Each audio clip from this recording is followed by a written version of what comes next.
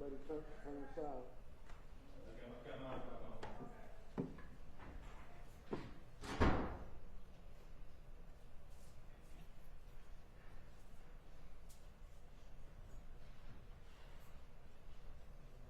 I'm going to send a message.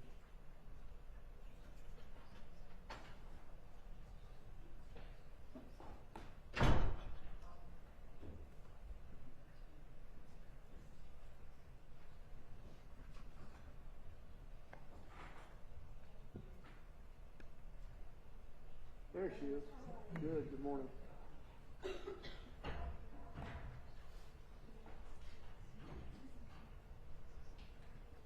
Ma'am. Thank you.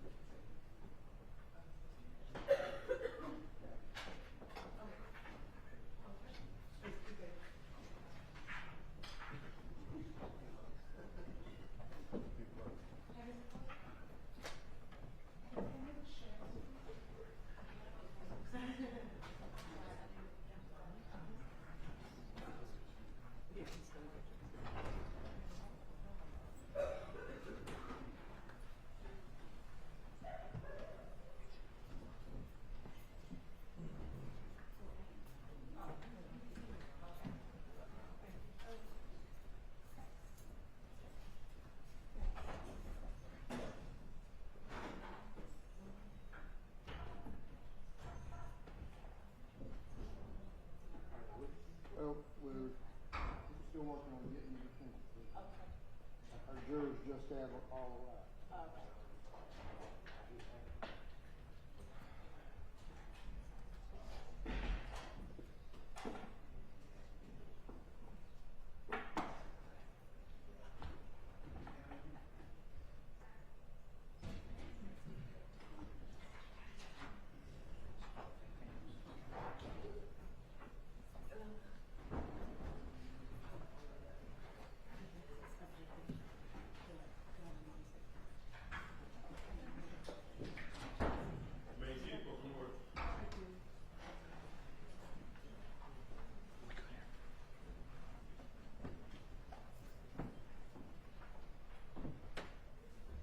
All right, good morning, ladies and gentlemen. I think we're finally ready. All of your jurors have just arrived.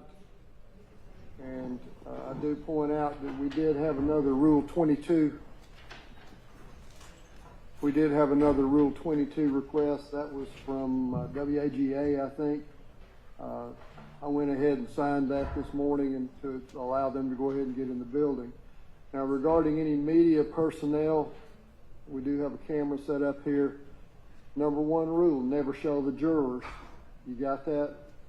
Yes, okay, sir. we don't ever show jurors.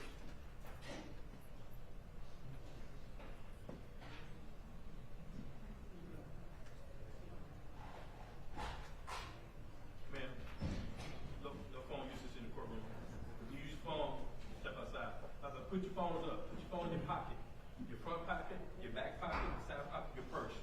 Out of sight, out of mind. We don't want to see any phone out. Not laying on your lap, not laying on the wooden bench. Put them up.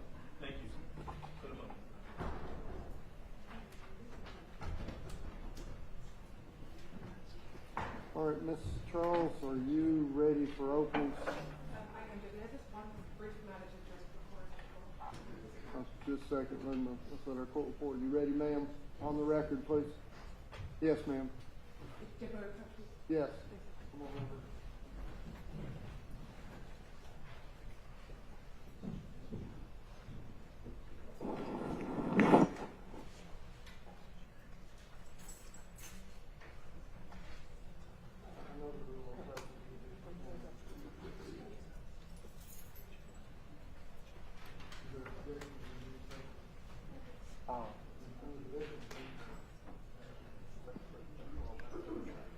Okay, well, if the statute allows me to do it. If the rules in place says, I'm not gonna, yeah, okay. All right, now, counsel, as a general rule on any substantive matters, I don't do big conferences, y'all already know that. I never have been able to figure out the nominations opinion on that. You said we could do it sometime, but maybe not now. Right. And it's a very complicated rule, but I only do it in nominations. So generally, just everything that the jurors say, we send the jurors out and we do it now. So because it's possible right at the principal. All right, so now, counsel, what I'm going to do at this point, as I noted, there was another Rule 22 request. I've granted that. And then we do have all of your jurors here. I need to administer the oath. I will give them some brief instructions, and then we'll proceed into openings. With regard to opening statements used in PowerPoints, or using a PowerPoint, I presume, Ms. Charles, you'll be using a PowerPoint? Yes, Your Honor. And is there any issue as to any of the slides in that PowerPoint, counsel? None of that's seen so far. I'm not gonna use PowerPoint. No, I'm asking if there's going to be an issue from you as far as what she's got in her PowerPoint. Judge, I hadn't seen her PowerPoint, so, Okay. Well, and counsel, I will tell the jurors that what's in that PowerPoint is not to be treated as evidence. And then we'll go from there. Okay? All right. Jurors, please.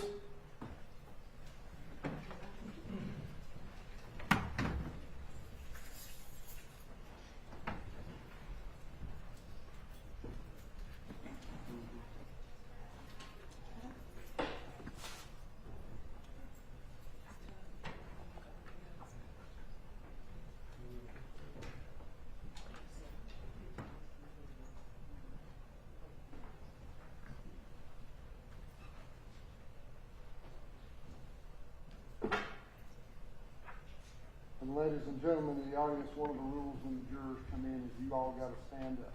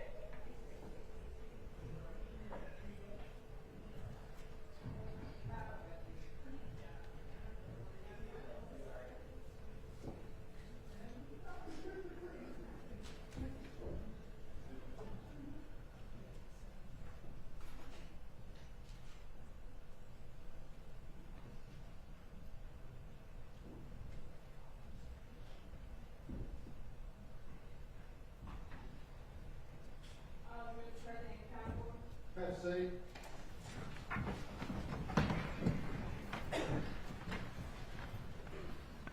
Welcome back, ladies and gentlemen.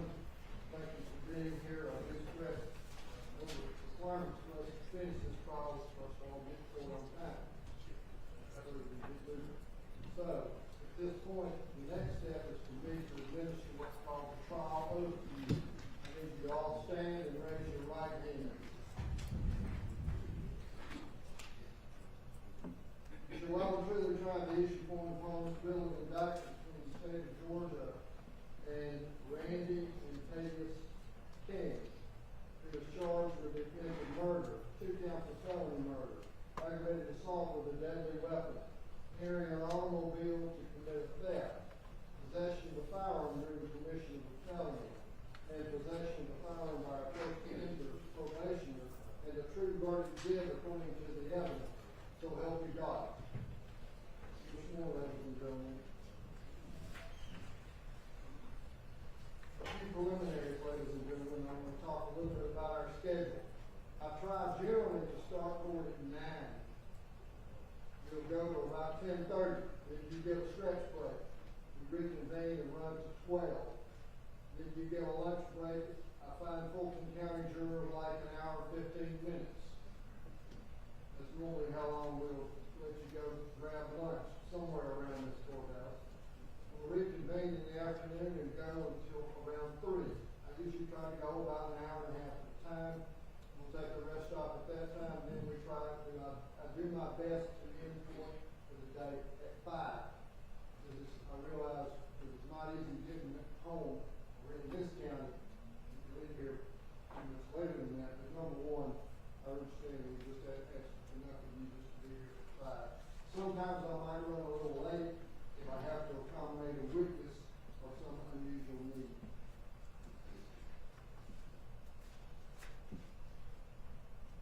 Now I'm going to talk about some law.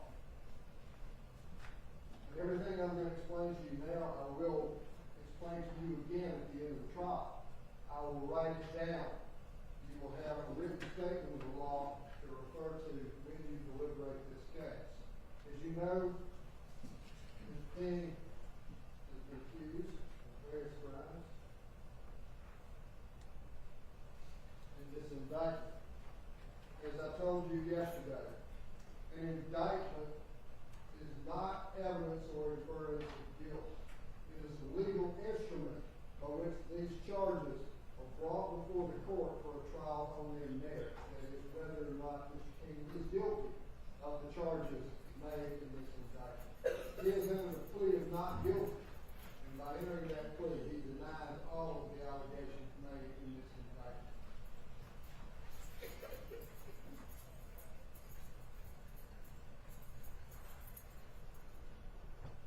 The defendant is presumed to be innocent until proven guilty. The defendant enters upon the trial of the case with the presumption of innocence in his favor. That presumption remains with him until it is overcome by the state with evidence that is sufficient to convince you beyond reasonable doubt that the defendant is guilty of the charges made in the indictment. No person shall be convicted of any crime unless and until each element of that crime is proven beyond reasonable doubt. The burden of proof rests upon the state to prove every material allegation of the indictment and every essential element of the crimes charged beyond reasonable doubt. However, the state is not required to prove the guilt of the accused beyond all doubt or to a mathematical certainty. A reasonable doubt means just what it says. It is a doubt of a fair-minded, impartial juror who is honestly seeking the truth. It does not mean a vague or arbitrary doubt, but it is a doubt for which a reason can be given, arising from a consideration of the evidence, a conflict in the evidence, a lack of evidence, or any combination of these. If after giving consideration to all the facts and circumstances of this case, your minds are wavering or unsettled, unsatisfied, then that is the doubt of the law, and you should acquit the defendant. But if that doubt does not exist in your mind as to the guilt of the accused, then you would be authorized to convict the defendant. If the state fails to prove the defendant's guilt beyond reasonable doubt, it would be your duty to acquit the defendant. In our system, it's my job as a judge in this case to ascertain the law that applies to the case. At the end of the trial, as I said, I will instruct you on that law. I'll give it to you in writing so that you'll be able to look at it during your deliberations. It's your job to listen to the evidence in order to be the fact you make all decisions as to the facts in this case, under the law that's given to you in charge. Ladies and gentlemen, during the trial, I may be called on to make evidentiary rulings. Georgia has a set of rules called the rules of evidence. And that's a set of rules that are designed to get the highest evidence from the purest sources. That's the evidence code that I apply when I make those decisions. So sometimes you might see that during the course of the trial. You shouldn't jump in and use conclusions just based upon those any potential objections.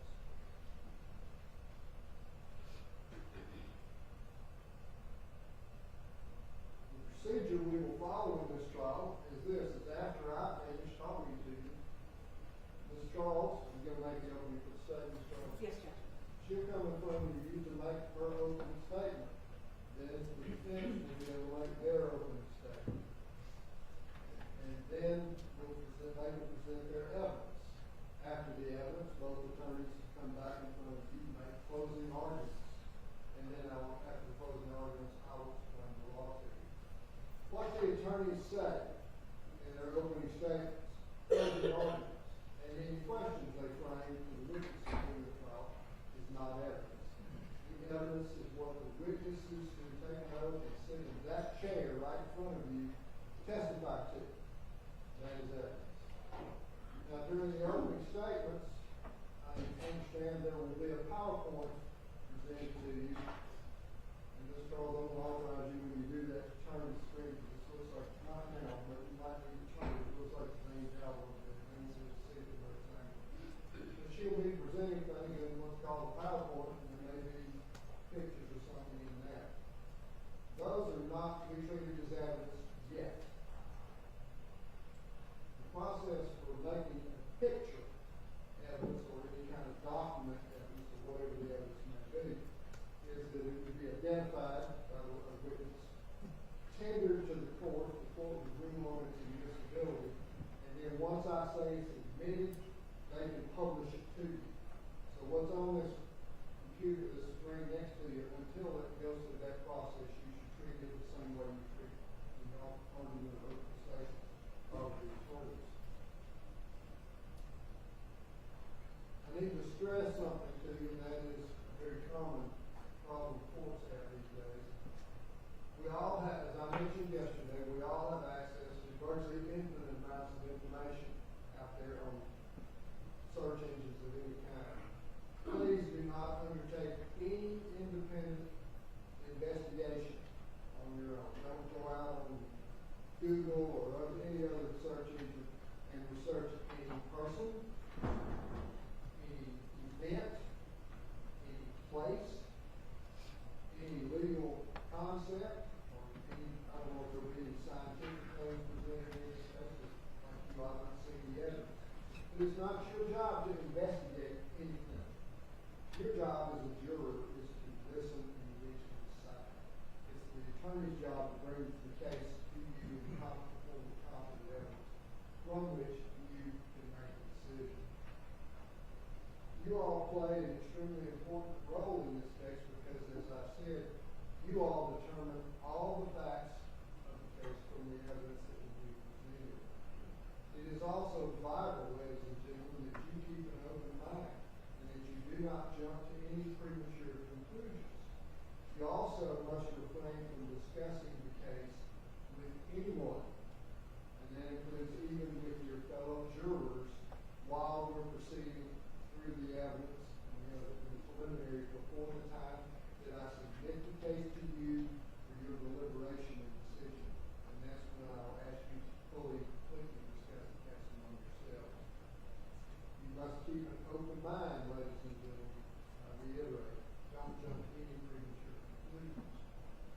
Another job you all have, ladies and gentlemen, is deciding what witness or witnesses you will believe and what witness or witnesses you do not believe, if there are some you do not believe. You all decide the credibility of the witnesses.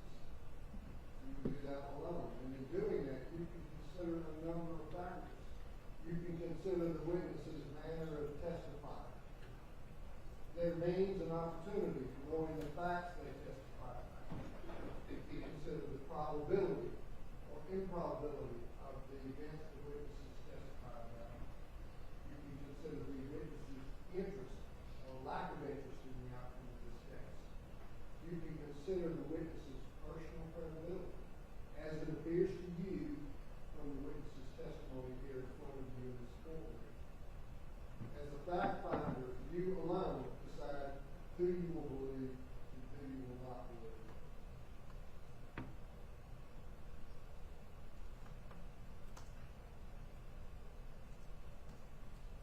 You've all got notepads. Take as many notes as you think you need to.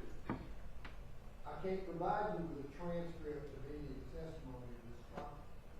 Our system of law relies on the collective memories of the 12 jurors to whom we submit the case. So make as many notes as you think you need to. When you hear something that is significant to you, write it down so that you will remember that testimony. Now, I'm told that this case is 2 days. Just about that. About 2 days? Yes, sir. If everybody shows up on time? Correct. All right, and also, one other thing that I want to do, I don't really invite any location in this case. If any locations are mentioned, do not go to any site that might come up during the course of this trial. As I said a minute ago, you're not an investigator. It's not for you to go look at anything. So do not go to any location that might be mentioned during this trial.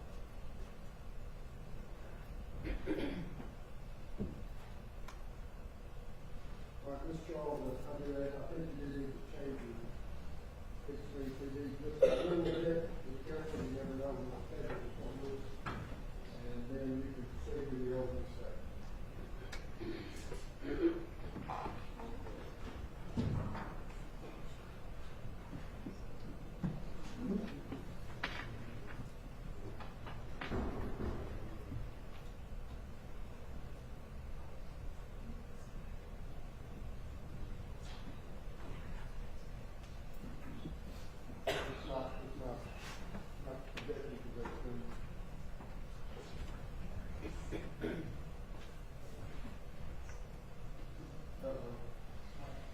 Another technology is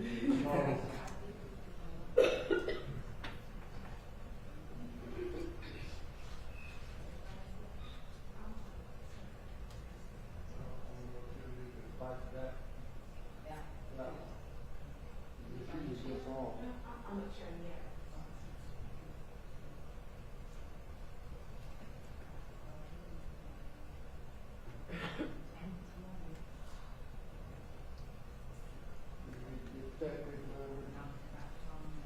All right, I'll let the jurors step out while we get somebody. That should be showing something other than what it's showing right now. Before we do that, is real quick question though. Yes, we'll vote the rule at this time. All right, I'm gonna let you step out as soon as we get that working. We'll be ready. All right, so jury.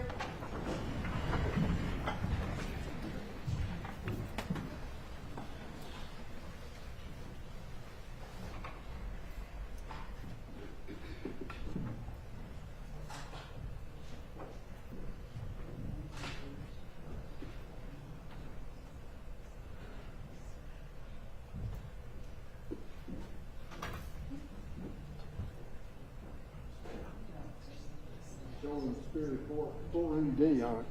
Y'all have a seat, ladies and gentlemen. Once they go out, you.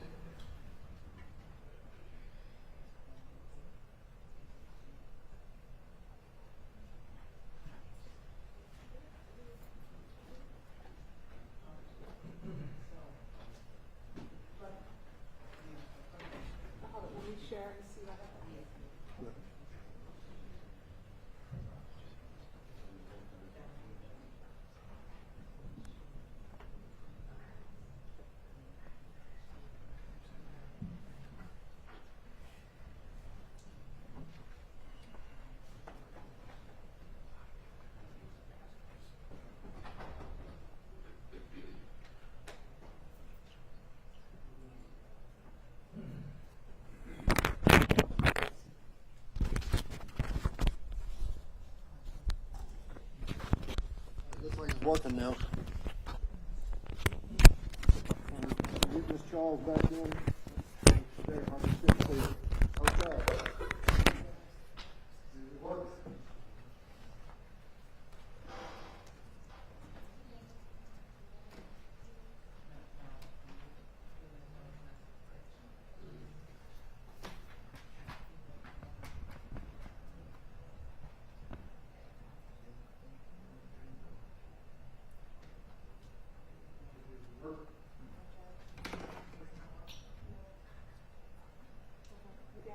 Got you on the screen over here. I'll do it You manually. just opened it. I have to do it manually.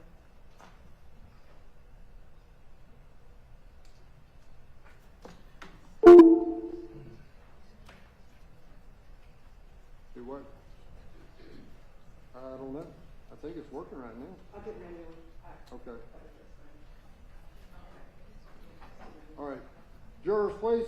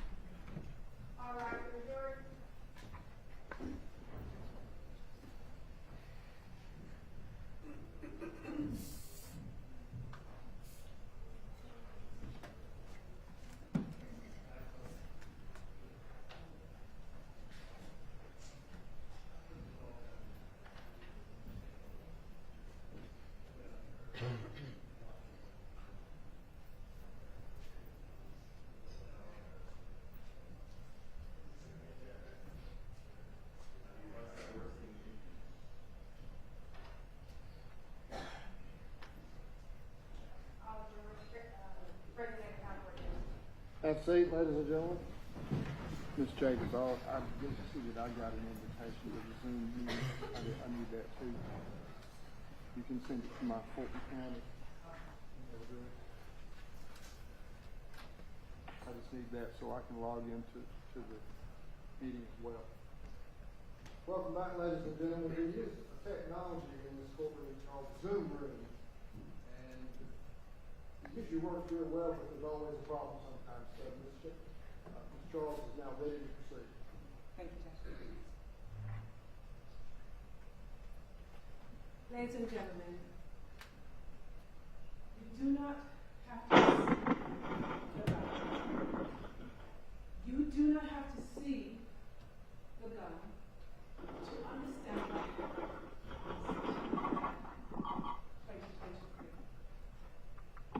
this defendant broke in.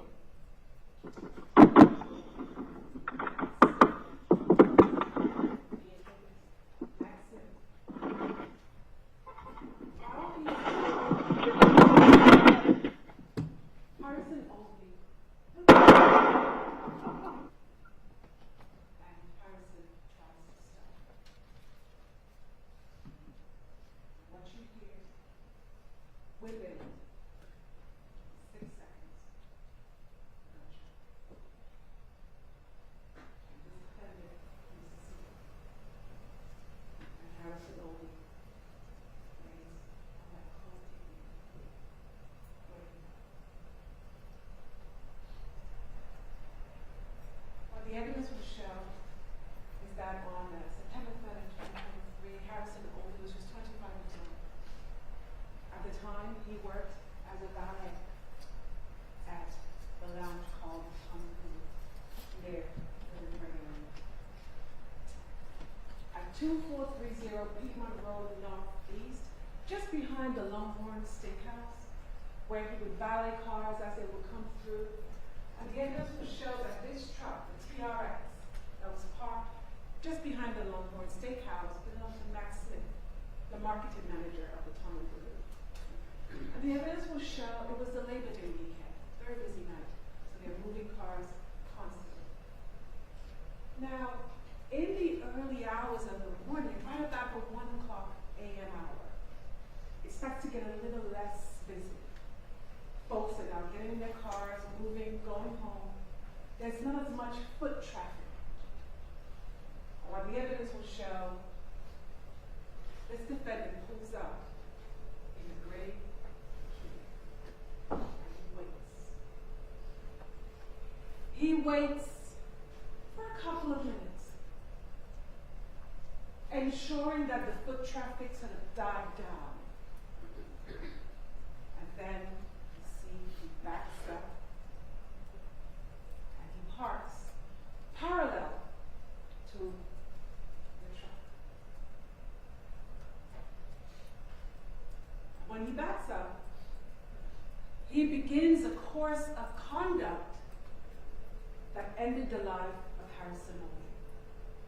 Ladies and gentlemen, the evidence will show there was only one aggressor that night, and that is this defendant, Randy King. Randy King didn't stumble into the situation. Randy King didn't happen to be there accidentally. The entire course of events began from chain that Randy King created, that Randy King began. And at the end, Randy King chose flight instead of flight.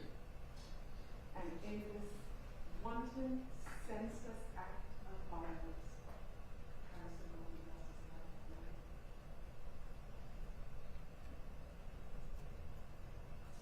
And so, just sort of big picture overview, you'll be hearing, as Jen said earlier, a number of witnesses will come and tell you what they heard, what they saw, what they observed.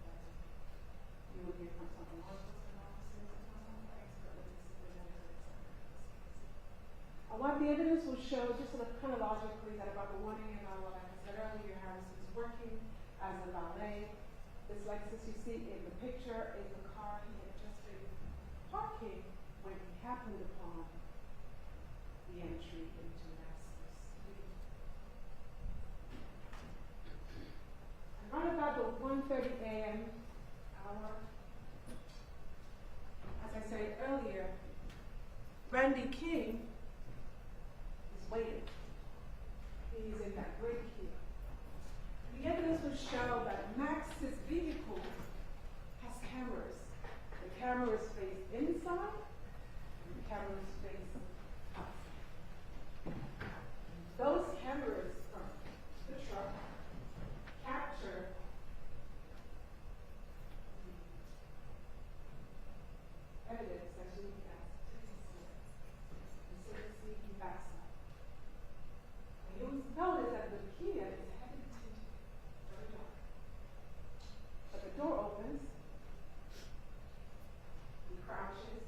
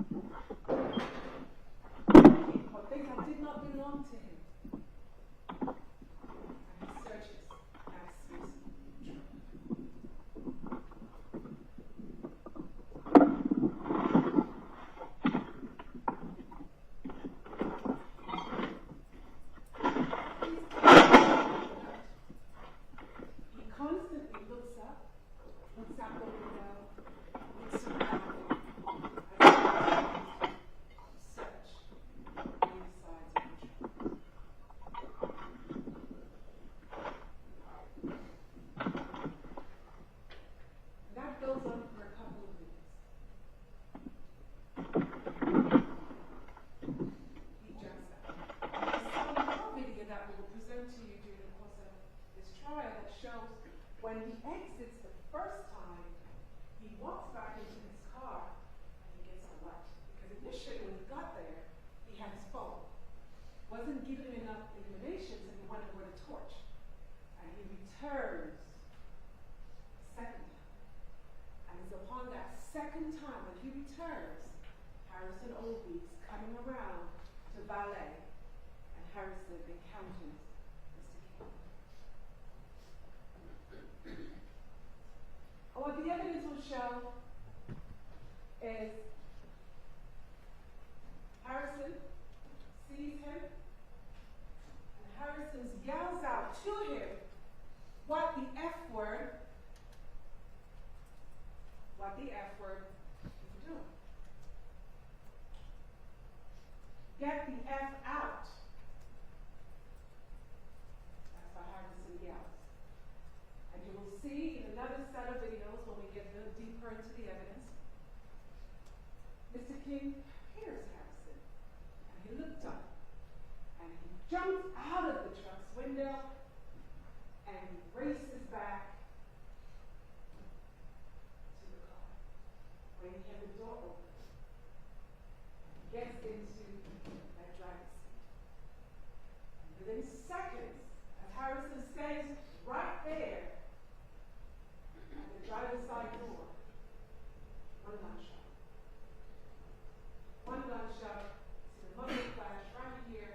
Harrison turns, falls to the ground, crawls away while the car peels off.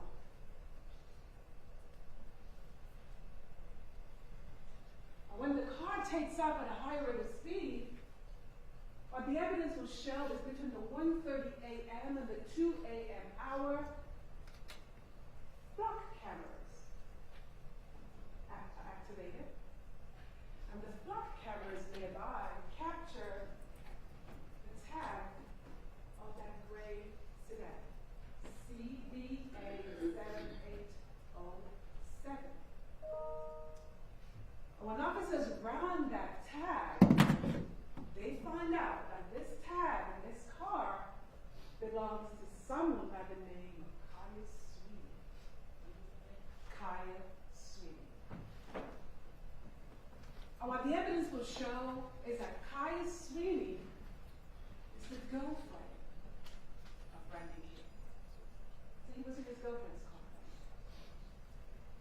And Kaya Sweeney lived at the location of 1330 Fairmont Avenue West. And at the complex, at the Fairmont Avenue complex, the parking garages are also equipped with cameras. And so, what the evidence will show is that in the early morning hours, when officers relocate to the Fairmont, we find the Kia, high rate of speed, coming around the corner and going up the parking deck. And you will see from the evidence that he goes through the parking garage gates and he backs into a spot at the top half. When officers respond to that location, multiple angles are recovered from the Fairmont location.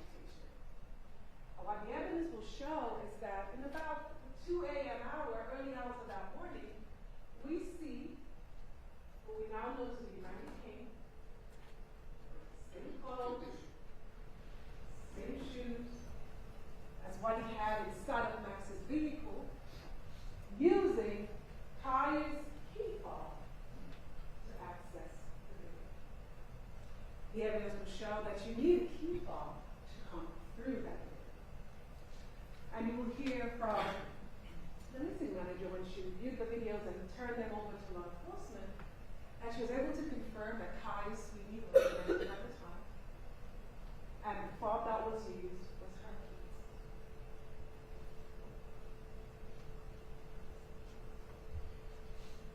And so ultimately, officers then get a search warrant for a number of things. One, they wanted to search Kaya Sweeney's apartment. They did so. They also wanted to find that Kia. get search warrants for the Kia. It was recovered and towed away from that deck. Once officers processed that car, what they found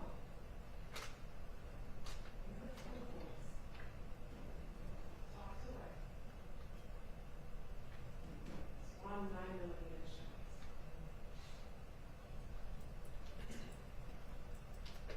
Now, the evidence will show that the injury to Harrison is what we call a through and through. So it went into one part of his body and exited. So the medical examiner did not find any projectile or no fragments in Harrison's body. Given the fact that officers didn't locate the vehicle until September 18, when they processed it, there was no handgun found inside of the car.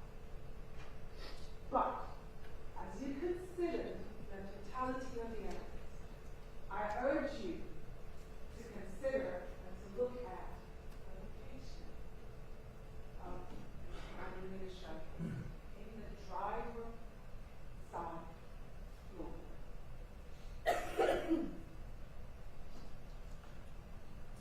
And so,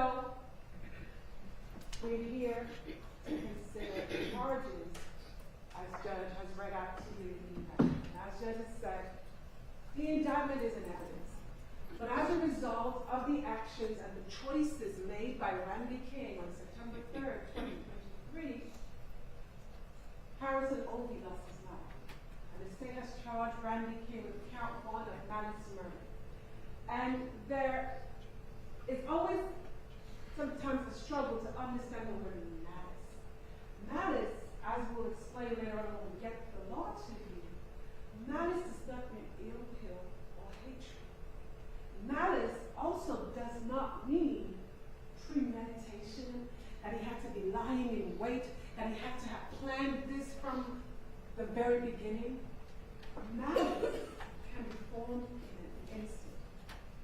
The minute you decide to take a handgun, put the trigger, and fire, that is malice.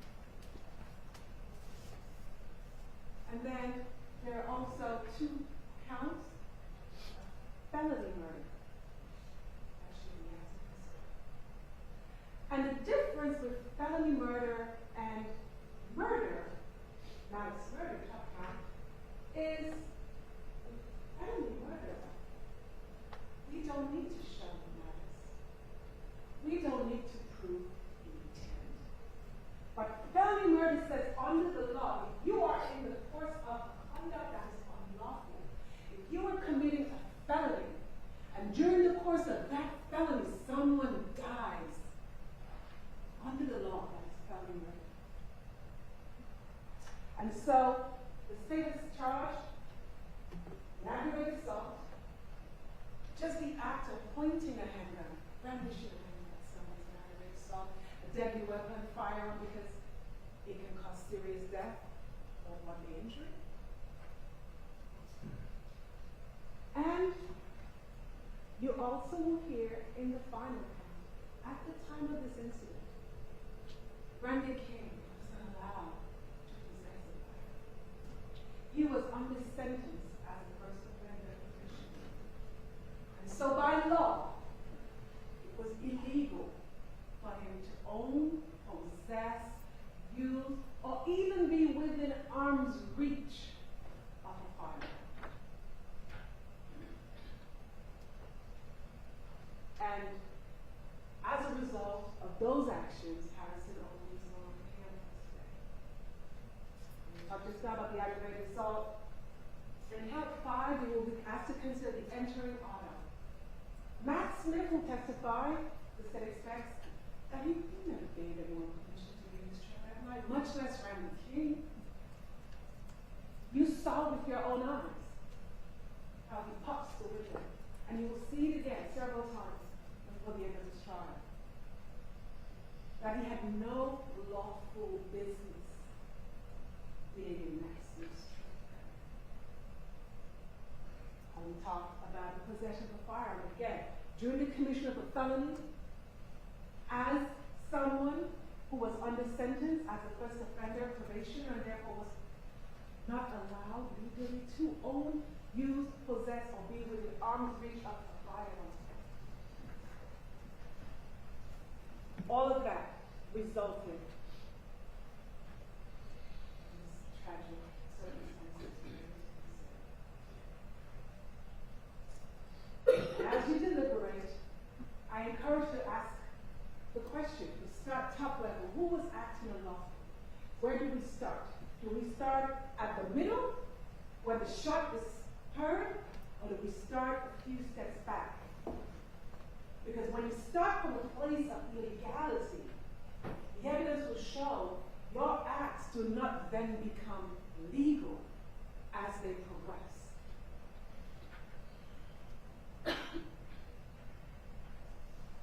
And so we talked a little bit about the witnesses and what you will hear. You will hear from a number of lay witnesses, what they saw, what they heard. You'll hear from law enforcement officers.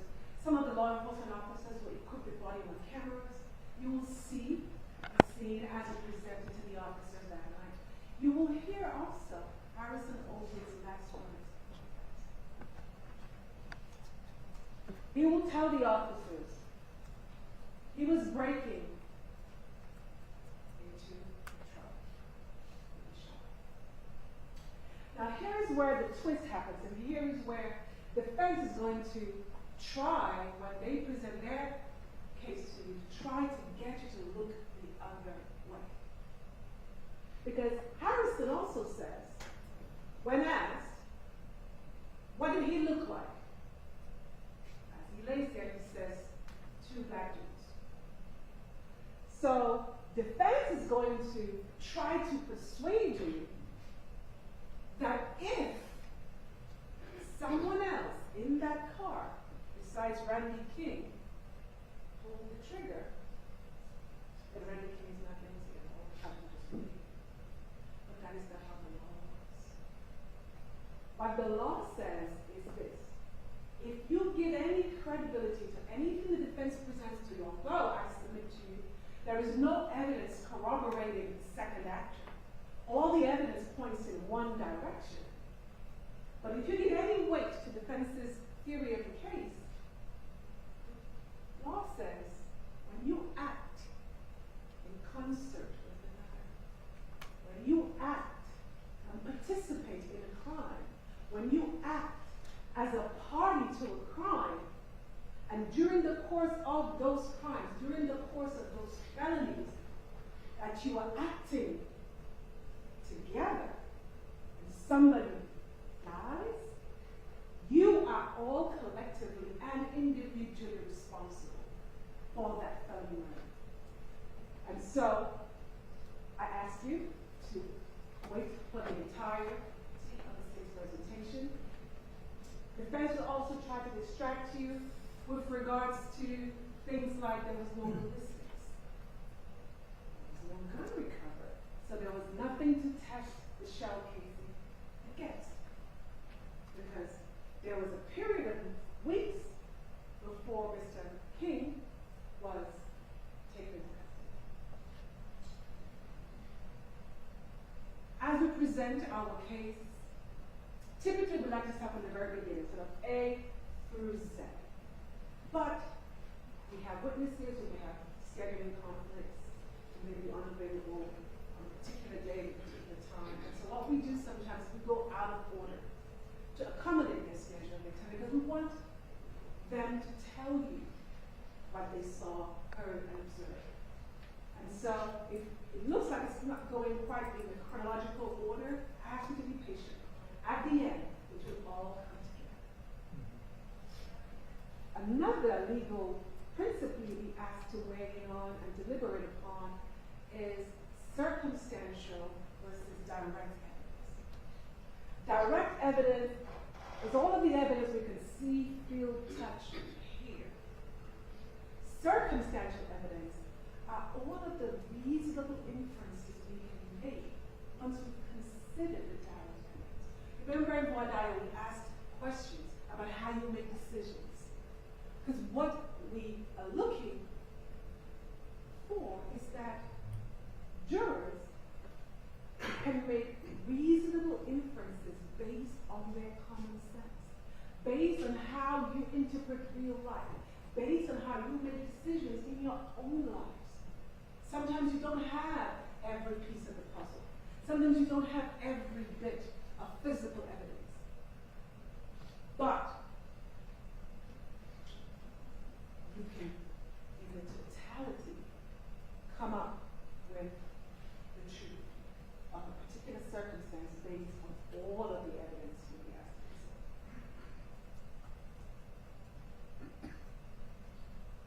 And so as Judge said earlier, your job is to listen to the evidence presented.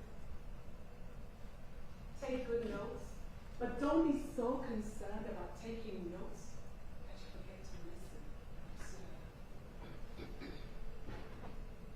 And above all, we encourage you to use your common sense.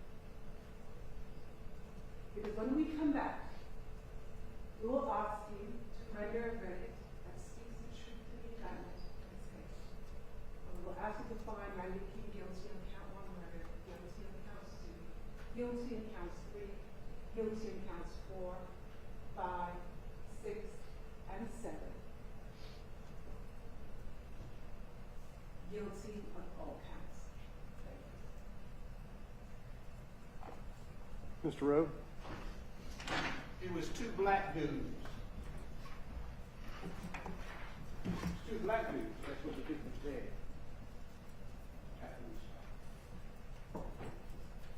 Ladies and gentlemen, I want to thank you for the sacrifices you made yesterday and today. Being here, we know that you had some responsibility. So on behalf of my client, we say thank you for those particular responsibilities that you put on hold for the city to do.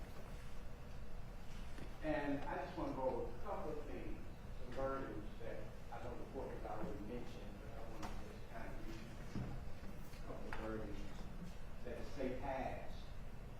Number one, my client entered into this trial with a presumption of innocence. He's dipped, clothed, and wrapped in that presumption. And that presumption does not leave unless the state proves beyond a reasonable doubt each and every element and allegation in the indictment.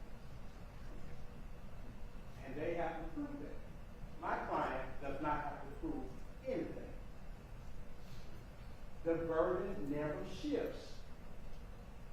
It never shifts for him to prove anything, no matter what they put up. The presumption is carried, and the burden remains with the state. Ladies and gentlemen, it's not that many people that is actually there at the time of the event. Now, we expect the judge to charge you that merely being present at the scene of the crime does not mean that you are automatically guilty of the offenses. We expect the judge to charge that merely being associated with somebody does not automatically make you guilty of the crime that he or she commits. Even with the concept of party to a crime, the state has to prove that those two actors were in concert together to do what one of them did. Ladies and gentlemen, the evidence will show that my client was there. We're not disputing that. He was there. He's not hiding the ball, being transparent. He was there. But he did not shoot and kill this innocent man. He didn't. And the evidence would show that there was never a gun recovered from Mr. King. The evidence will show on video you don't see a gun in the hand of Mr. King.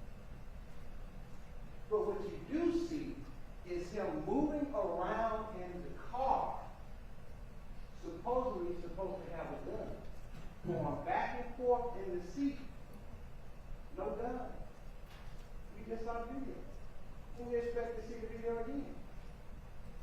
A lot of movement,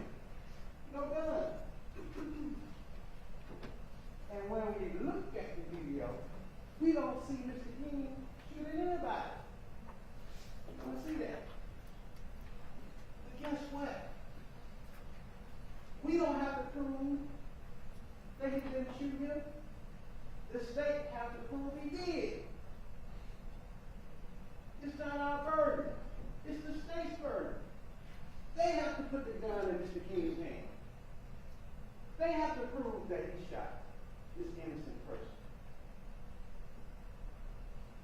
Because Mr. King didn't do it. He was there.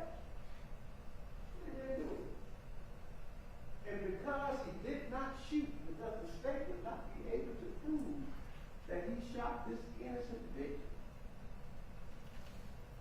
we know that you were rendered a verdict of not guilty on all of the murder counts, all of the possession of firearm counts, everything connected with the shooting, the possession of the weapon, count 1 down to count 7, not guilty.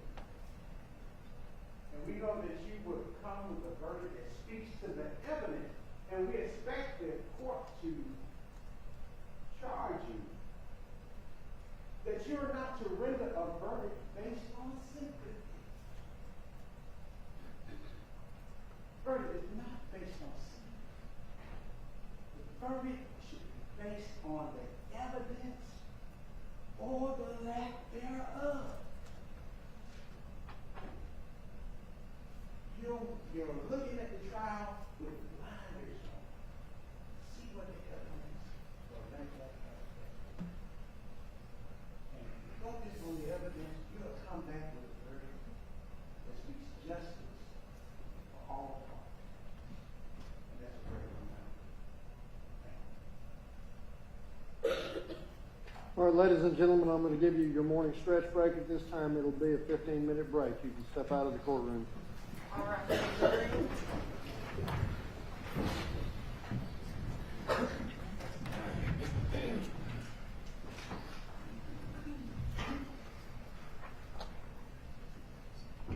15 minutes, counsel. Thank you, Judge.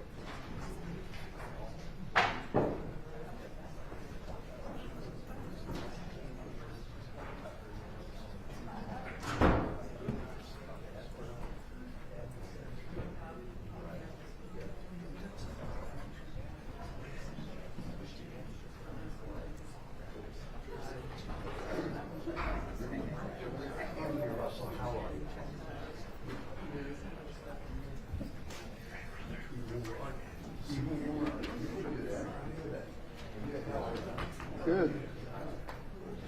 Ready to get things started.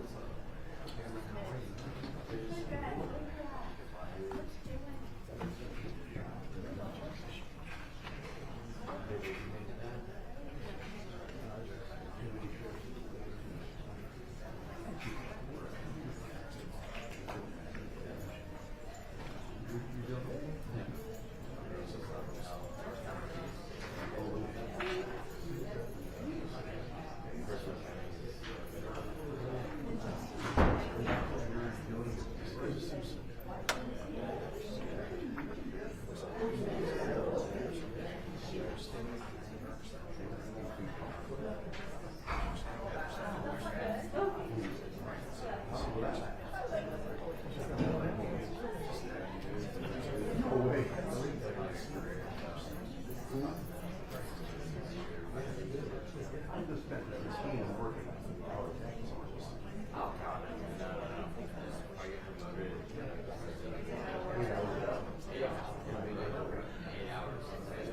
Well,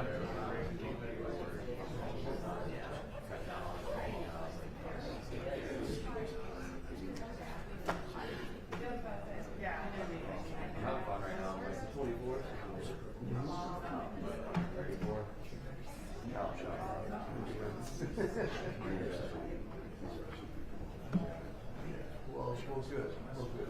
Let me go back and have a dinner.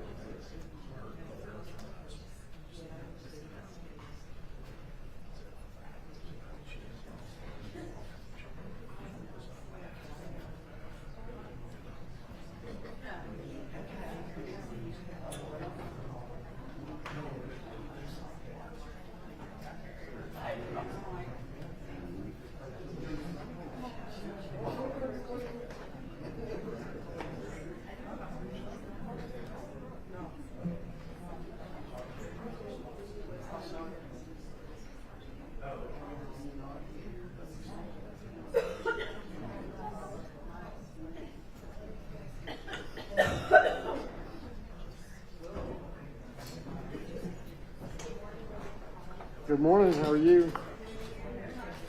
We're good.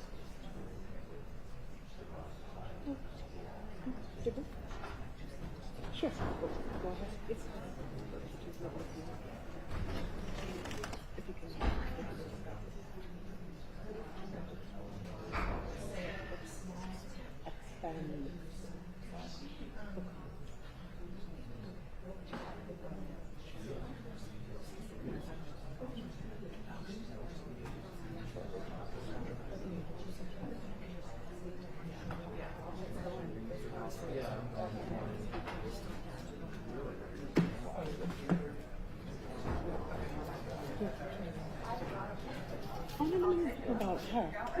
Oh, no, no, no. He was looking at her.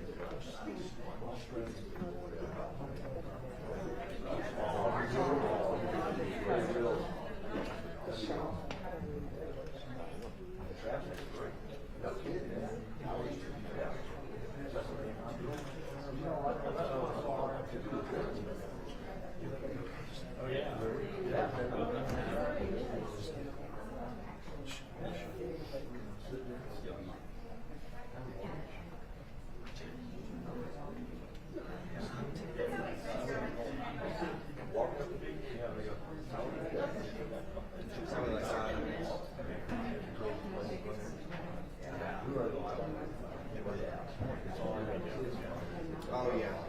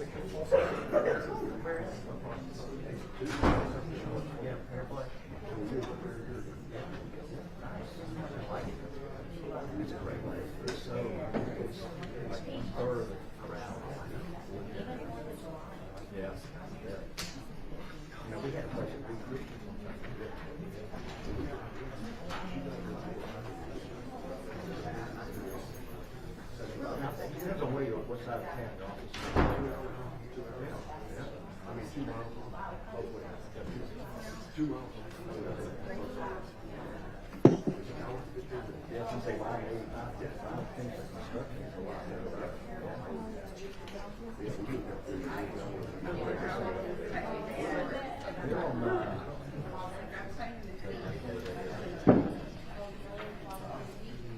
they're on the Georgia side, so they're south of Rio Creek. You know, that's the main Rio Creek, Middletown, just Burnsville area, that's where we were. So,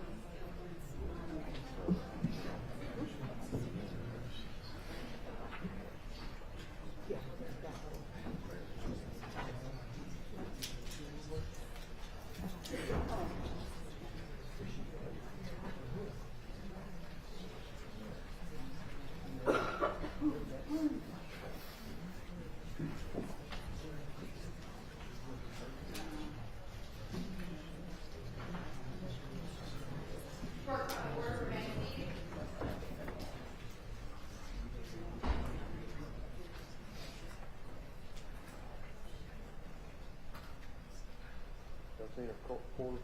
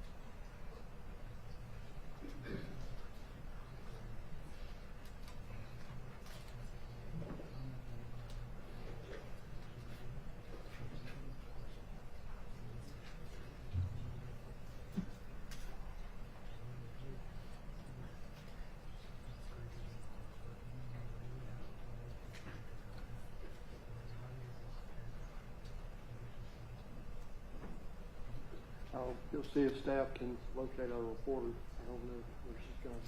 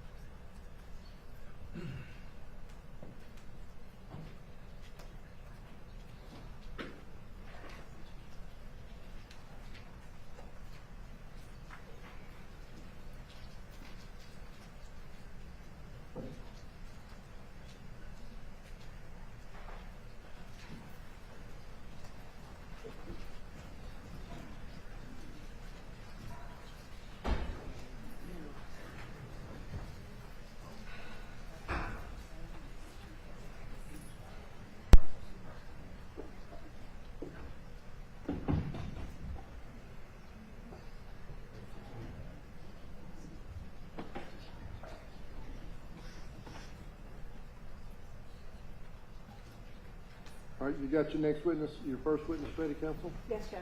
Jurors, please.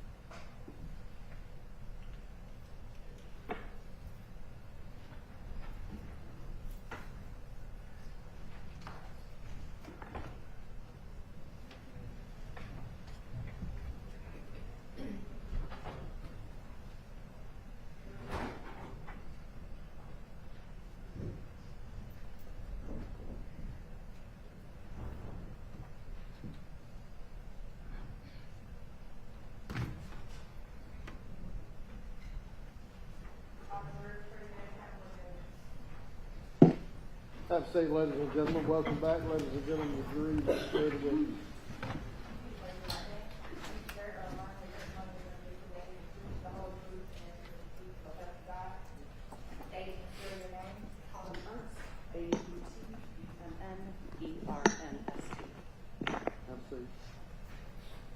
The range on that microphone, you might want to pull it down a little closer. The microphone, just pull it a little closer to you. Thank you. All right, you may proceed, counsel. Thank you, Judge. Good morning, Ms. Ernst. Ms. Ernst, tell the jury how you associate with this case. Harrison's my son. And on or around September 3rd of 2023, what did Harrison do for work? He worked as a valet at Temple Grove. And how long have you worked there? 5 years, all the way through college. Do you know the hours that you work? It was usually late. He would usually get home about 4 o'clock in the morning.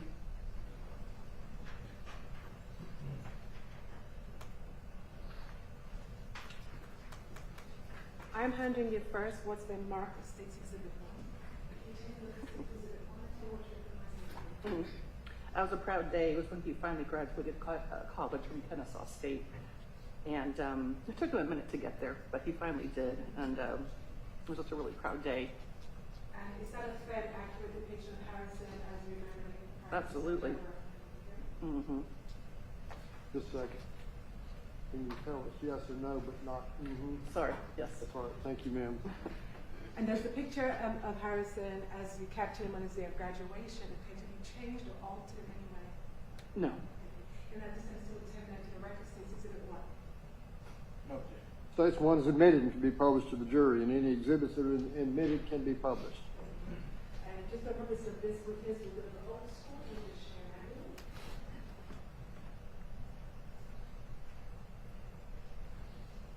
And Ms. Ernst, I'm handing you now what we marked as State's Exhibit 2. Can you do Exhibit 2? And how much you pronounce that to me? This was 6 months before he was killed, and him and his sister had joined some of the other Olvey family members to the Bahamas for a nice little spring break vacation. And does that photo again accurately and fairly depict Harrison prior to September 3rd, 2023? Yes. Thank you. Does it appear to be altered or changed in any way? No. We're going to send States 2 into the evidence. And then just publish it also. Okay. 2 is admitted. Please wait till I admit it before you publish it, counsel. I'm glad for you to publish it after I've ruled on it, but not before.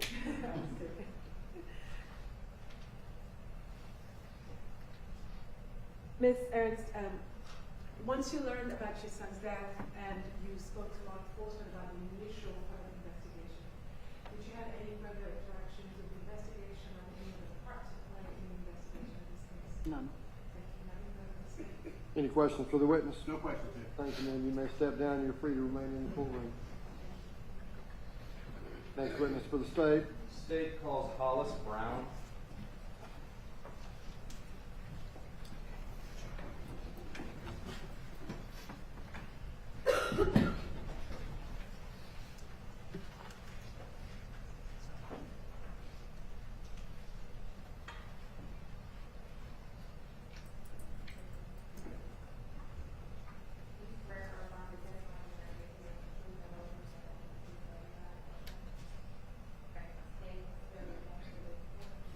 Hollis Brown, HOLLISBROWN, Ms. Brown, where do you work? Atlanta, City of Atlanta, Police Department, crime scene. How, City of Atlanta Police Department, crime scene unit, how long have you been with the police department, City of Atlanta Police Department? 6 years, And how long have you been with the crime scene unit within the police department? 6 years. What type of training or experience did you undergo when you first started with the crime scene unit? I had to take photography, crime scene investigation, evidence collection, latent print, and also a bloodstain pattern, and another latent print class as far as for palm prints and labeling the individual. Ms. Brown, I have to ask you to speak up. If that lady is that close to you can't hear you, and I can barely hear you, the jurors can't hear you. So just get up to that microphone and give us your best. And where did you take this training? Down in Forsyth at Gypsy. And that's much better. Is this a classroom setting? Is it hands-on training? Be a little more descriptive about the type of training. It's a classroom setting and everything is hands-on. What about on-the-job training? Did you receive any on-the-job training with the Atlanta Police Department working real cases? Yes, there's on-the-job training every day that you come to work. When you first started with the crime scene unit, do you have a mentor or apprentice? Are you an apprentice working as under a mentor? You're under a senior crime scene technician. And how long do you have to complete that or go through that before you're on your own? You go through that process for a year. And did you successfully complete those classroom trainings that you just testified to? Yes.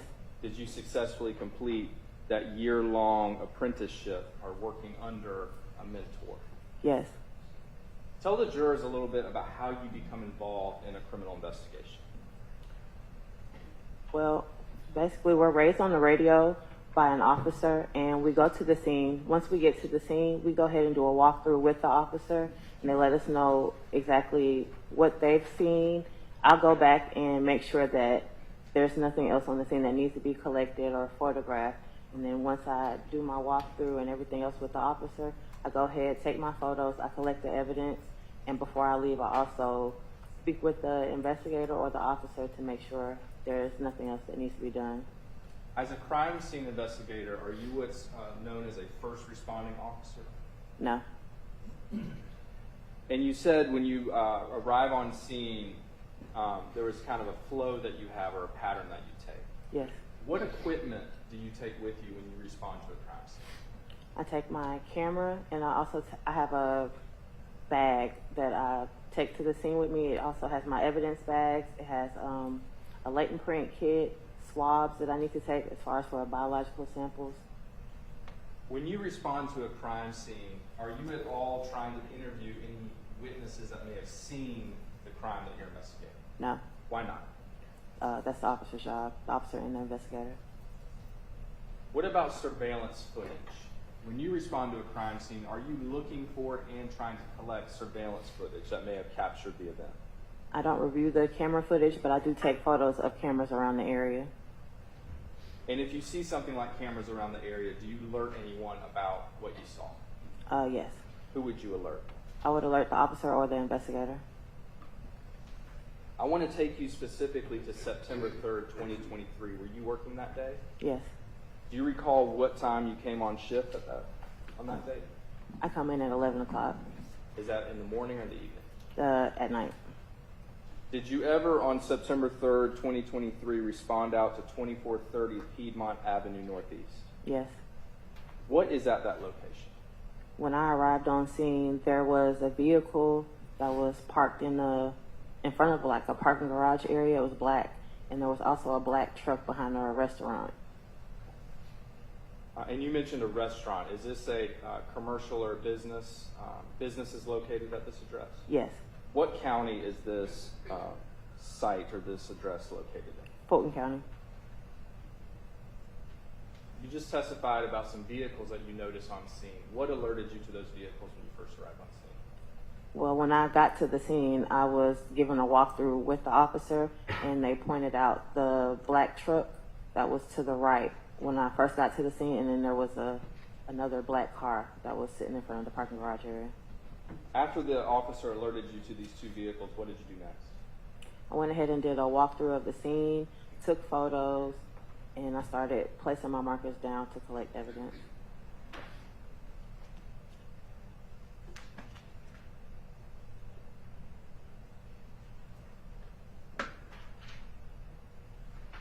What is you mentioned markers. What is the purpose of placing markers next to pieces of evidence? It's basically to document how many pieces of evidence that I have on the scene.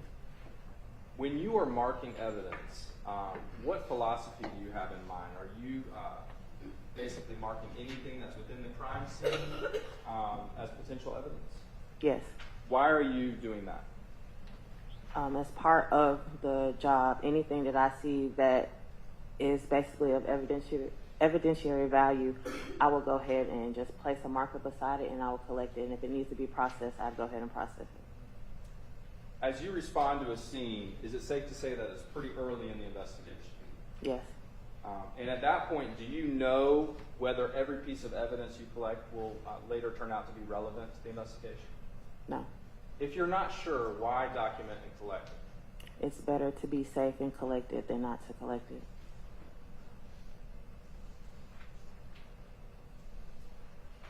And do you make the final determination of what pieces of evidence are relevant to the investigation or which pieces turned out not to be relevant? No, but I can still just collect it just in case, and an officer or an investigator can also ask me to go ahead and collect a piece of evidence.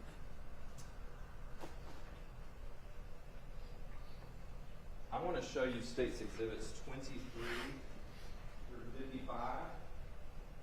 If you could take a moment to look through those exhibits and let me know if you recognize them.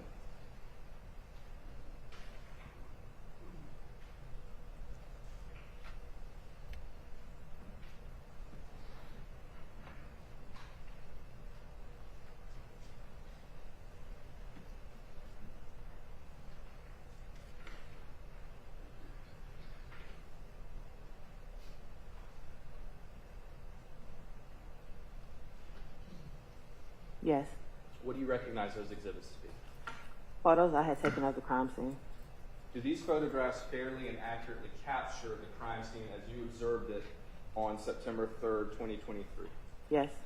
Your Honor, at this time, the state tenders State's Exhibits 23 through 55 into evidence. 23 to 55 are admitted, can be published. Thank you, Judge. Let's start with State's Exhibit.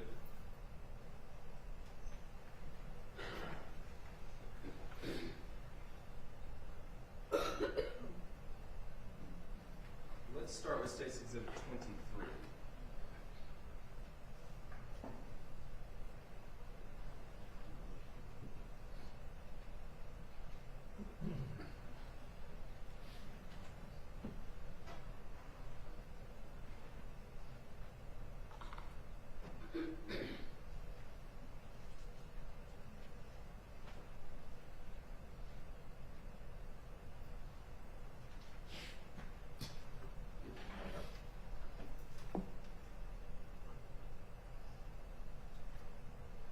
What are you documenting with this photograph in State's Exhibit 23, Ms. Brown? This is a close-up of the location. And what streets are involved in this criminal investigation? Lindbergh and Magnolia. Let's go to State's 24. What do we see in State's 24? This is overall of one of the vehicles that was parked in the parking lot area. And why did you take a picture of this particular vehicle? This particular vehicle, if I'm not mistaken, had damage to the window, but I do know the investigator requested that I photograph this vehicle.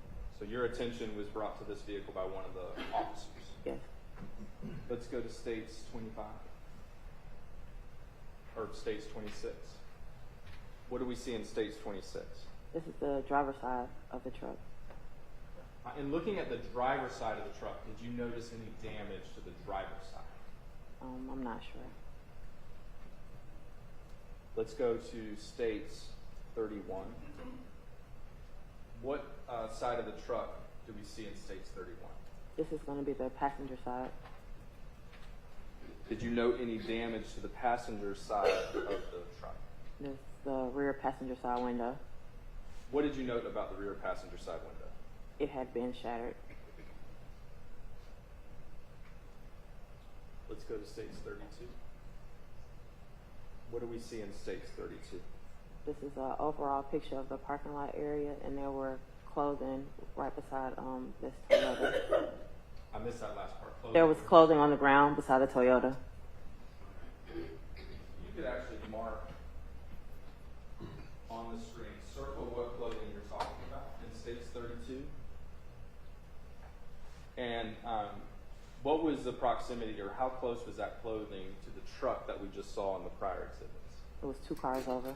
Do you see the truck with the shattered rear passenger side window within States 32? Yes. Could you please circle where you see that truck?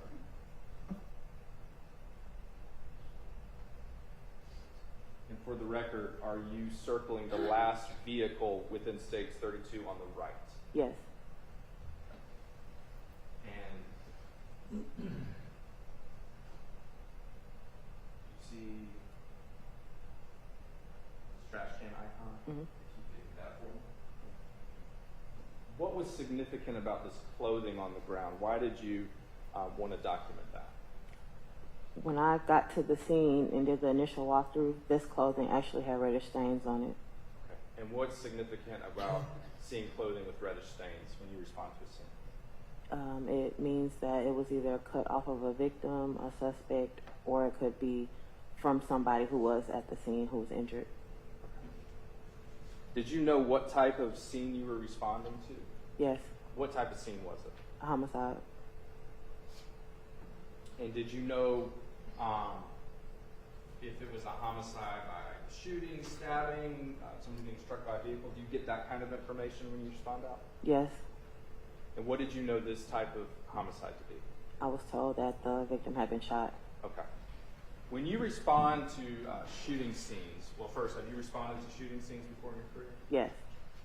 Is there any type of evidence you're looking for specific to shooting scenes? Looking for shell casings, a gun, defects anywhere in the vehicles or residence. When you responded out to this scene, were you looking for those things? Yes. And throughout your search of the area, did you locate any spent shell casings? I did not. Where did you look? We looked throughout the whole parking lot area where this Longhorn restaurant is. We looked on that sidewalk. We also walked in between the businesses and in the parking garage area. And looking throughout this parking lot that you just described, did you see any firearms on the ground? I did not. Did you see any handgun magazines on the ground? I did not. Did you see any evidence of a firearm? Any firearms evidence throughout your processing of this scene? No. Let's go to States 36.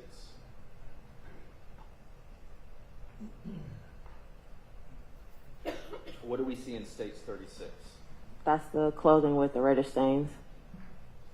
And did you see anything about the condition of the clothing, or did you make any note about the condition of that clothing? If I can recall, the clothing actually had been cut. Okay. Is that something that you commonly see when you respond to shooting sites, clothing that's been cut? Yes. And based on your training and experience, what leads clothing to be cut and left on scene? The paramedics cutting the clothing off of a victim. Okay. And based on what you saw on scene and in States 36, is that consistent with the condition of that clothing, that it had been cut during medical treatment? Yes, Did you collect this clothing? I did. What is the process for collecting evidence such as clothing? I will go ahead and take photos of the clothing without a marker, and then I will place the placard down beside the clothing. I will take an overall mirror imaging close-up, and then place them in an evidence bag. Once I get back to the office, I will go ahead and either switch bags or keep it in that bag and then bag it into another one.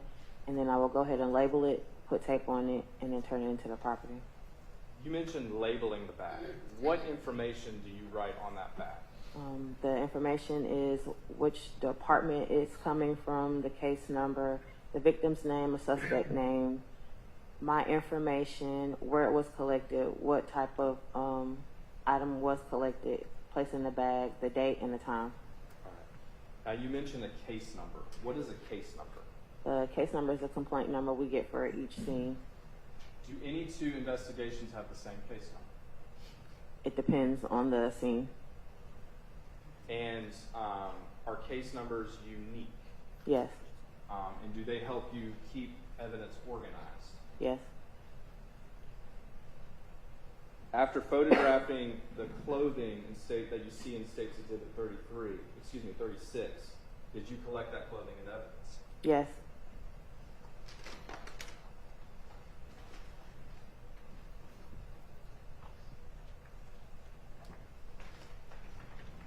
I want to show you what's been previously marked as State's Exhibit 122. Do you recognize State's Exhibit 122?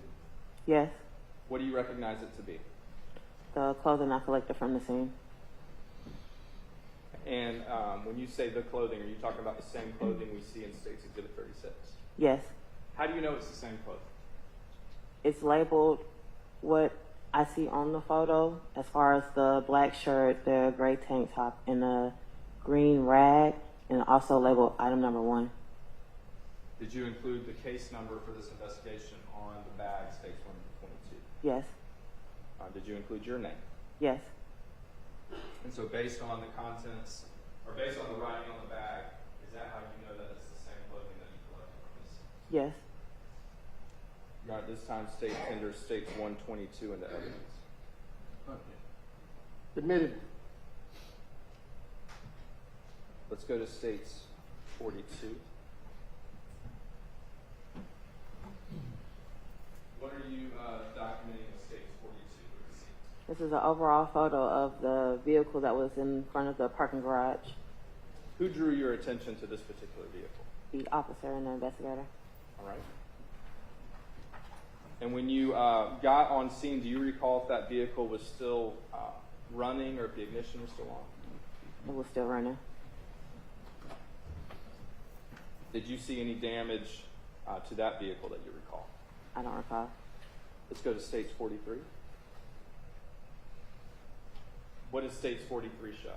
The passenger side of the vehicle. And are we still talking about that that sports car that we see? Yes. Now, do we also see within Stage 43 the truck with the damage to the shattered passenger window? Yes. Can you just, like drawing on the screen, either put an X or circle where you see that truck? And for the record, you circled the truck on the top left corner of Stage 43, is that right? Yes. Okay. Let's go to Stage 44.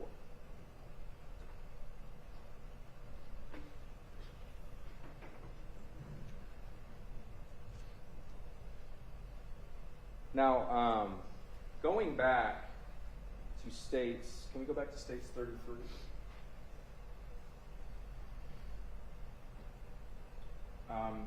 Let's actually go back to States 26.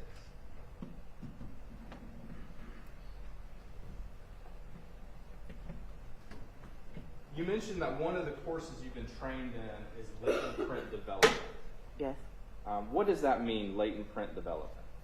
Basically, I will use a dust, magnetic powder, or any type of chemical that we have to see if I could develop a print off of any surface. Okay.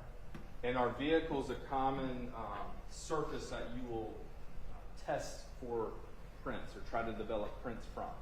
Yes. When you do that, what would lead you to try to develop prints from a vehicle? Well, because the vehicle had damage to the rear passenger side window, that led me to believe that somebody had touched the vehicle, so I went ahead and tried to process the vehicle for latent prints. Did you do that on scene or somewhere else? On scene. And did you follow those same steps and procedures with the powder? Yes. What were your findings when you tried to develop any latent prints on the truck? No latent prints of value were recovered. Now, are there any factors that can prevent somebody from leaving prints on the surface? Yes. What are some of those factors? They could be wearing latex gloves, or the fingerprints probably didn't develop fully, and even if I did try to process the vehicle, they probably just wouldn't lift. When you processed this truck for prints, had you reviewed any video footage at that time? No. So did you have any idea if the person who broke this window was wearing gloves or not? No. And you said that your findings were negative for prints on the truck. Correct.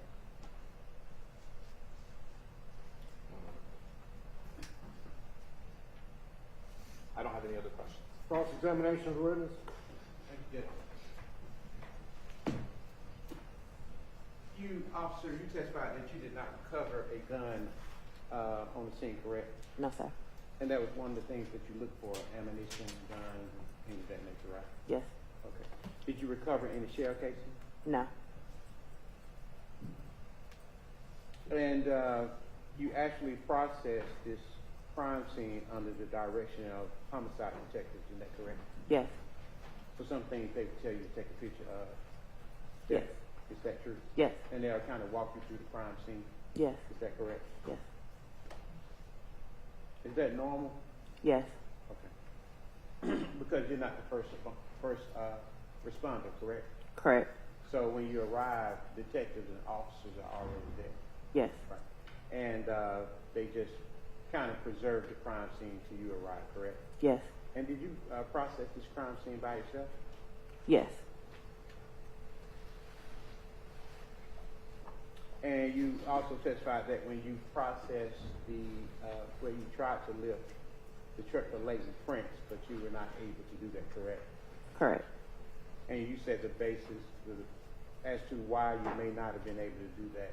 What was your explanation?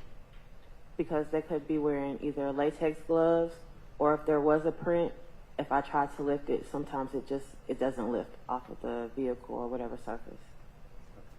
But you did notice damage to the truck, correct? Yes. And what part of the truck did you notice the damage? The rear passenger window. Okay. Was there any other windows that was broken? No, sir. Okay. All right, so was the glass on the inside of the truck or outside of the truck? It was on the inside. Okay. All right. So were you able to get any prints off the glass or attempt to do that? I don't recall. Okay. Is it possible that prints can be on the glass? Yes. Okay. But you didn't attempt to do that? I don't recall.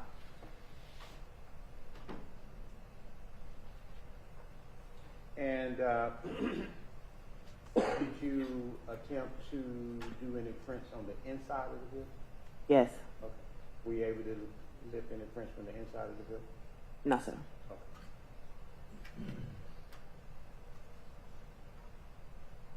Did you get any information as to if anything was taken from the vehicle?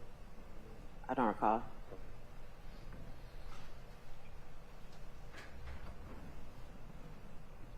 And you said that the clothing that had blood stains on it, you collected the clothing, correct?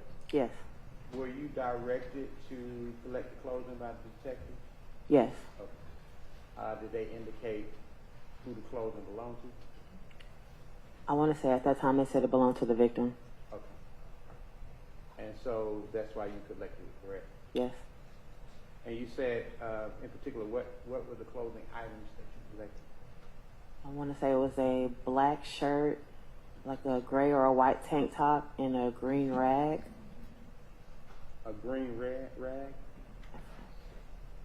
And all of the items had blood stain on them? Yes. And based on your conversation with other officers, all of those items were on the victim's person Yes. that the EMT cut off? Yes. Did you have any further involvement with this investigation? No. When you collect the evidence, do you send that off to a crime lab or does somebody else do that? It just depends on that scene. I'm not sure if I actually submitted it to GBI, but I do remember turning it into property. Okay. So you're not sure if they actually submitted that to a crime lab or anything?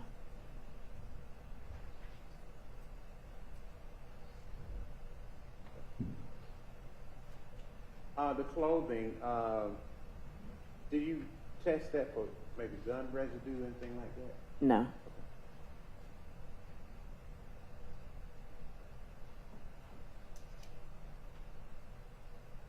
Are you involved with any collection as it relates to the firing of the gun?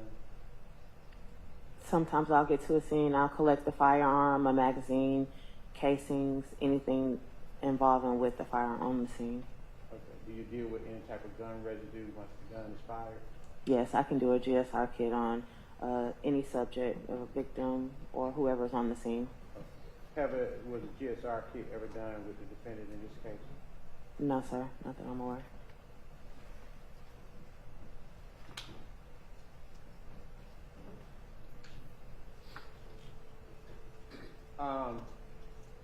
Based on the location of the shooting as it relates to the victim, is there any way you can do any type of gun residue evaluation around the body of the victim? Is that possible? I can perform a GSR kit on scene, or if requested by the medical examiner, I can go down to the office and perform one. Was any of that requested of you? I didn't perform one.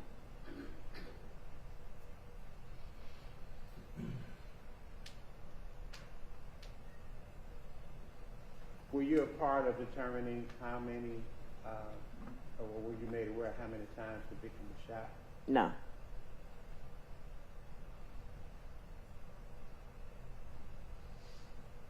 That's all I have to. Redirect. Yes, Judge. You were asked on cross about a GSR kit. What is a GSR kit? GSR kit is the gunshot residue kit, and basically it comes in a package, and it comes with 3 different vials for a left hand and right hand. There's also a control. The control is something that you just put around the person to see if there's any gunshot residue around their body. Okay. And then what do you do with those other 2 stubs or?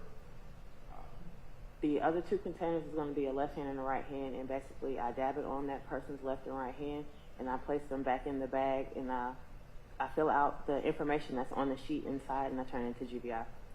And what is on the end of that item that you're putting on the subject's hand? In the top, it's like a black little circle, and it's kind of sticky, and you just dab it on that person's hand. Okay. And so the idea is that if there's any gunshot residue particles on the hand, the adhesive material from the stub would collect it. Yes. And then you package it and send it off for analysis. Yes. You don't actually test those GSR kits for the presence of gunshot particles. No. Now, is there a time frame or a window in which you can perform a GSR kit on somebody's hands? I'm not sure, but I do know most of the time we either try to do it on the scene or when the ME has requested for us to come down to the office. Okay. What about somebody that is suspected of discharging the gun or shooting the gun? Is there a time frame or a window in which you can collect GSR from that person? No. What are some things that can affect whether GSR is still on a person's hands? Whether they change their clothes, if they've washed their hands, anything to basically wipe off the evidence off of their hands. Okay, so GSR can come off a person's hands. Yes. Simply washing your hands could remove GSR, correct? Yes. What about the passage of time, days, potentially even weeks? Could that affect whether GSR is still on somebody's hands? Yes. Okay. So when you're collecting GSR kits, based on your training and experience, is it close in time to when the shooting event happened? Yes. Okay. And when you responded to this scene, did the police identify any subject to collect GSR from that may have been a shooter in this case? No. Did you receive any information within the first 6 hours of a potential subject who committed the shooting? No. The first 12 hours? No. Okay. First 24 hours? No. So at no point did you even have somebody to test for GSR in terms of a potential shooter? I didn't perform one. And is that a common thing that is asked of you if the shooter is still on scene? collect a GSR kit from the shoot. Yes. I don't have anything else. Hey, recross. Okay. Thank you, ma'am. You're excused. You may step down. 11:46, council. This is good time to let the jurors go get some lunch and reconvene at 1:15. Or 1. Yes, 1 sir. o'clock too soon. 1:46. I'll give you an hour and 14 minutes. All right. 1 o'clock, ladies and gentlemen. We'll reconvene.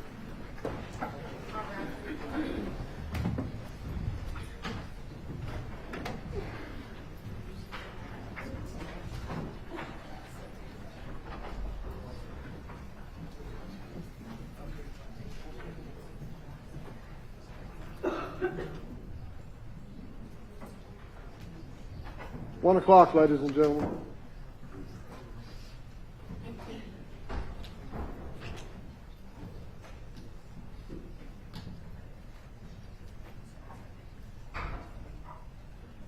We're recessed. Mr. Hawkins can walk to that monitor right there and push the camera down.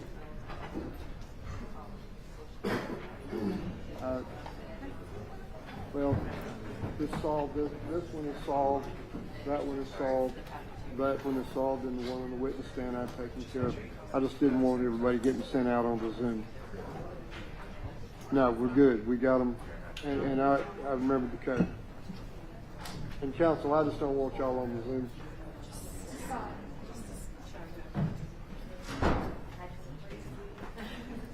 I hope y'all don't mind me not broadcasting. I know.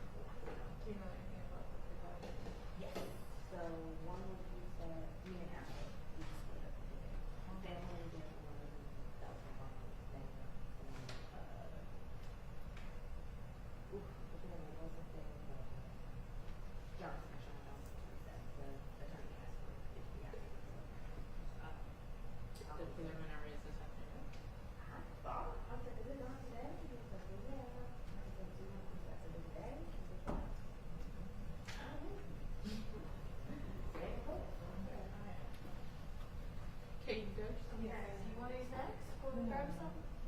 Some crackers or something? Chocolate candy. I know, you don't eat. Maybe I have water. You want me to go grab some water? Or you good? You don't know what I actually want, because I got you, baby. You know, like, everybody wants something, right? I'll bring it back down.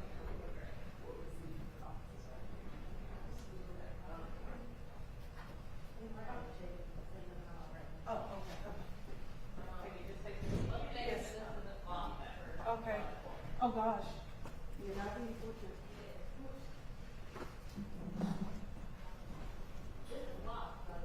Oh, no.